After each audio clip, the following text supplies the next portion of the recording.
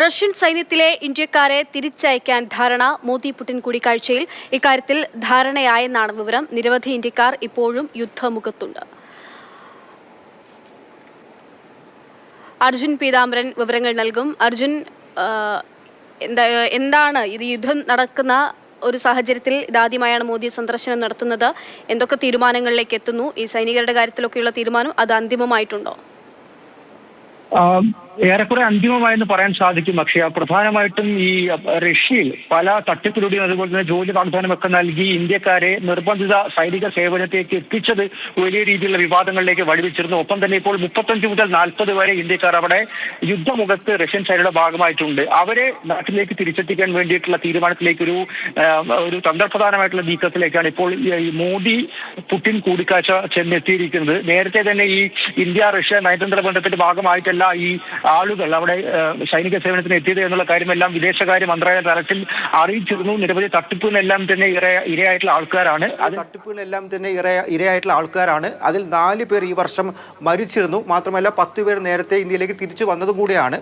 ഇന്നലെ രാത്രി ഈ അത്താഴ വിരുന്നിൽ മോദിയും പുടിനും തമ്മിലുള്ള കൂടിക്കാഴ്ച നടന്നിരുന്നു. ആ കൂടിക്കാഴ്ചയിലാണ് പ്രധാനമായിട്ടും ഈ വിഷയം ഉയർത്തിയത്. ആ ഒരു കൂടിക്കാഴ്ചയിൽ തന്നെ ഇവരെ സുരക്ഷിതമായ നാട്ടിലേക്ക് തിരിച്ചെത്തിക്കാൻ വേണ്ടിയിട്ടുള്ള ധാരണ ഉണ്ടായി കഴിഞ്ഞു എന്നുള്ള കാര്യം തന്നെയാണ് നമുക്ക് ഇപ്പോൾ മനസ്സിലാക്കുന്നത്. ഇവരെ തിരിച്ചു കൊണ്ടുവരാൻ വേണ്ടിയിട്ടുള്ള നീക്കങ്ങൾ, മറ്റു ശ്രമങ്ങളെല്ലാം തന്നെ റഷ്യ നേരിട്ട് നടത്തും.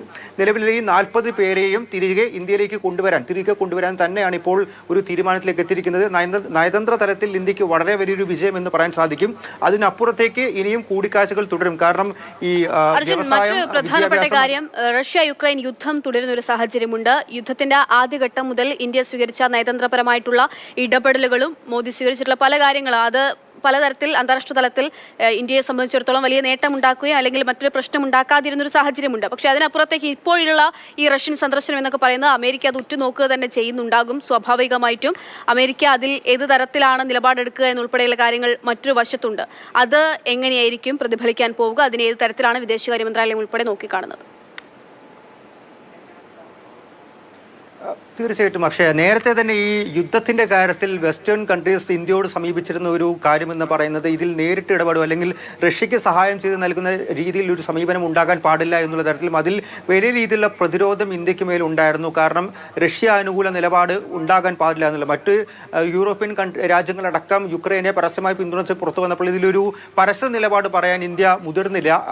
ആ ഒരു കാര്യം തന്നെയാണ് ഇപ്പോൾ അമേരിക്കയുടെ സ്റ്റേറ്റ് ഡിപ്പാർട്ട്മെൻറ്റും ഉന്നയിക്കുന്നത്. ഈ ചർച്ചയിലൂടെ പരിഹരിക്കണമെന്ന് കാര്യം മോദി റഷ്യയിലേക്ക് പോകുന്നതിന് തൊട്ട് മുൻപ് പറഞ്ഞിരുന്നു. ഈ യുക്രൈൻ റഷ്യ യുദ്ധം എന്നുള്ള കാര്യം അത് തന്നെ ഈ UN നയങ്ങൾ, UN ചട്ടങ്ങൾ അനുസരിച്ച് അതുകൂടി ബഹുമാനിച്ച് ഒപ്പം തന്നെ യുക്രൈൻ്റെ അഖണ്ഡതയും അവരുടെ കൂടി പ്രാദേശികമായിട്ടുള്ള കാര്യങ്ങളെയും പരിഗണിച്ച് അവയെ കൂടി ബഹുമാനിക്കുന്ന രീതിയിലായിരിക്കണം ആ ചർച്ചകൾ ഉണ്ടാകേണ്ടതും അതിലൊരു പരിഹാരം ഉണ്ടാകേണ്ടതും എന്നുള്ളതാണ് അമേരിക്കയുടെ നിലപാട്.